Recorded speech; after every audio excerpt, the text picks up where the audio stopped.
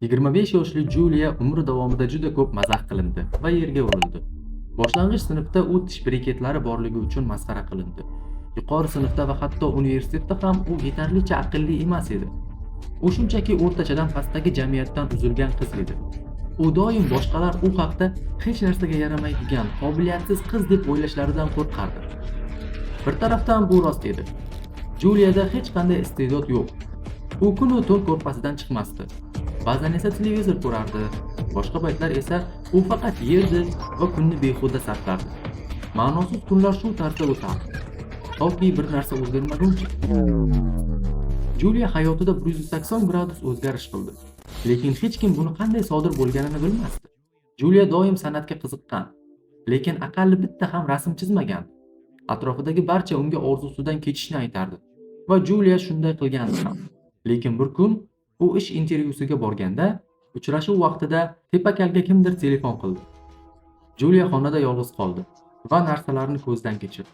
Dastlab u stol dekoratsiyasiga qaradi. Gulga tegib ko'rdi.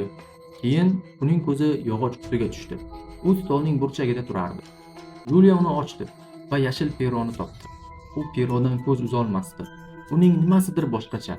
U darrov sumkasidan bir bo'lak qog'oz oldi va kalbosh kelguncha nimalarnidir chizishni boshladi. 5 daqiqadan so'ng Julia yuqori sinfdagi yoqtirgan yigitining ajoyib portretini chizdi. U ko'zlariga ishonmasdi va birdan qalamni idishiga solib sumkasiga joyladi. Kalbosh kelavermagach, Julia shoshib u yerdan ketdi. Uyiga kelgach, yana qalamni oldi va yangi bir rasm chizishdan o'zini tiyib tura olmadi. Bu safar u bolalik uyini chizdi. U nima bo'layotganini tushuna olmasdi. U birma-bir juda chiroyli rasmlar chizardi. Yangi iste'dod shu bilan cheklanmadi. U she'r yozishni ham boshladi. She'rlari uning ma'nosiz hayoti va bullying qurboni bo'lgani haqida edi. Bir hafta ichida u 100 dan ziyod she'r yozdi va chop etuvchilar bilan aloqaga chiqdi. Natijada u bir necha chop etuvchilar tomonidan ma'qullandi. Keyinchalik u ilk she'riy kitobini chop etdi va kitob xalqaro tanlovlarda g'olib deb topildi. Hatto u chizgan portret va manzaralar yirik shaxslarning e'tiborini tortdi. Bu esa uni shubhasiz juda muvaffaqiyatli qildi. Bir vaqtlar uning ustidan kulganlar endi uning iste'dodidan hayratda edi. Hamma uning qanday qilib bunchalar o'zgarib ketganidan shokda edi. Ayni paytda haligi tepakal peroni hech qayerdan topa olmayotgandi. Toki u Julianing rasmlar ko'rgazmasiga kelmaguniga qadar. U intervyuga kelgan qizni darrov tanidi. U Juliaga yaqinlashayotganda qiz ham uni esladi. Kalbosh qizdan Peroz haqida so'radi. Ammo Julian Pero haqida hech narsa bilmasligini aytdi. Kalbosh ham sira bo'sh kelmagach, Julian uni chetga olib o'tdi. Tepakal hali tugallanmagan chizmalar ustidagi Peroni darrov tanidi. U qalamga yaqinlashayotganida Julian undan epchil chiqdi. Julian unga do'q qilib ko'rgazmadan ketishini va boshqa uni bezovta qilmasligini aytdi. Kalbosh ko'nmay u tomon yaqinlashdi. Shunda Julian o'zini tutolmay Peroni temir uchi bilan Kalboshning bo'ynini kesib yubordi.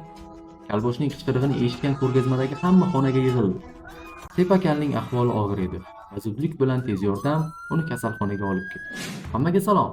SCP-Uz kanaliga xush kelibsiz. Talablarga binoan men bugun sizlarga SCP-067 Pero haqida aytib beraman. Har xil ruchkalardan ehtiyot bo'lishlari uchun videoni do'stlaringizga ham ulashing. Yangi anomaliyalar haqida videolarni o'tkazib yubormaslik uchun kanalga obuna bo'lish va videolarga like bosishni ham unutmang. Mavzuga qaytsak, SCP-067 yog'och qutida saqlanadigan, bambukdan qilingan yashil rangli Pero.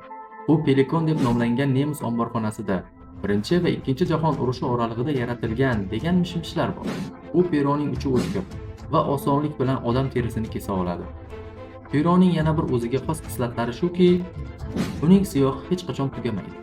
Peroni o'rganishim chog'ida bildimki, kimki uni qo'liga olsa, qo'lini Peroga topshirgan bo'ladi.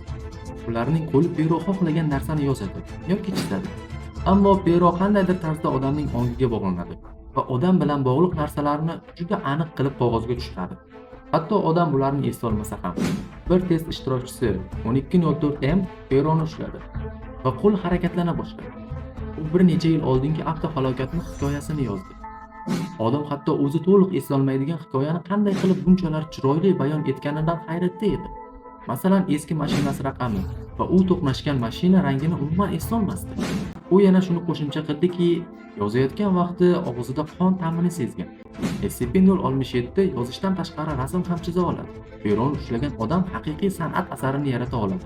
hatto unda hech qanday iste'dod bo'lmasa ham. Bir tajribada yosh xodim 1102 F ga pero berildi va u chizishni boshladi, toki bir SCP anomaliyasini chizib bitirmaguncha. Ayolda hech qanday rassomchilik qobiliyati yo'q edi. Uning aytishicha, u chizish vaqtida SCP-067 bilan hamkorlik, hamdardlik, havasni his qildi. So'roq vaqtida u shunday dedi: "Men buni qanday izohlashni bilmayman. Hammasi o'z-o'zidan sodir bo'ldi. Peroni olganimda qo'limning o'zi harakatlanardi. Agar xohlasam qo'limni to'xtatishim mumkin edi, lekin bunday qilmadim. Chunki chizayotgan narsam menga juda yoqardi. Xuddi qo'limning joni bordek. To'satdan qo'lim chizishdan to'xtadi va endi qo'lim yana meniki edi. Keyin peroni joyiga qo'ydim va rasmga qaradim. U juda ham chiroyli edi. Menimcha pero ishni bitirdi va rasmni menga qoldirdi." SCP fondi peroning ta'siri insondan boshqa mavjudotlarda qanday bo'lishini tekshirish uchun yana tajribalar o'tkazdi. Ajablanarlisi shuki, natijalar odamnikidan biroz boshqacha bo'ldi. Tajriba qalam va markerda chizishga o'rgatilgan 2 yoshli 4 oylik erkak makaka bilan o'tkazildi. U tajriba xonasiga SCP-067, stol va bir nechta varoq bilan joylashtirildi. Sinov obyekti peroni oldi va og'ziga soldi. Uni stolga qo'yib hidladi. Keyin uni yana olib stolga tinimsiz urishni boshladi. U borgan sari kuchliroq va agressivroq bo'lib borardi. Keyin u peroni yerga uloqtirib, toza qog'oz bilan tanasidagi siyohni tozaladi. U tinimsiz turli tovushlar chiqaradi va ularning 50% olimlarga notanish edi. Hamma yoqni vayron qilgandan so'ng uning o'zi ham yerga yiqildi. U tezda tajriba xonasidan olib chiqildi va keyin ahvoli yaxshilandi. Tajribalardan shu ma'lumki, SCP-067 inson va inson bo'lmagan obyektlarga turlicha ta'sir qiladi. U odamlarni o'ziga rom etsa, hayvonlarni o'zidan uzoqlashtiradi. U odamlarga do'st, ammo hayvonlarga dushman edi. Hozircha shular. Rostini aytsam, tomoshabinlarning atiga 6% kanalga obuna bo'lgani meni juda ranjityapti. Keyingi videolarni o'tkazib yubormaslik uchun kanalga hoziroq obuna bo'lib qo'ying. Axir bu bepul-ku.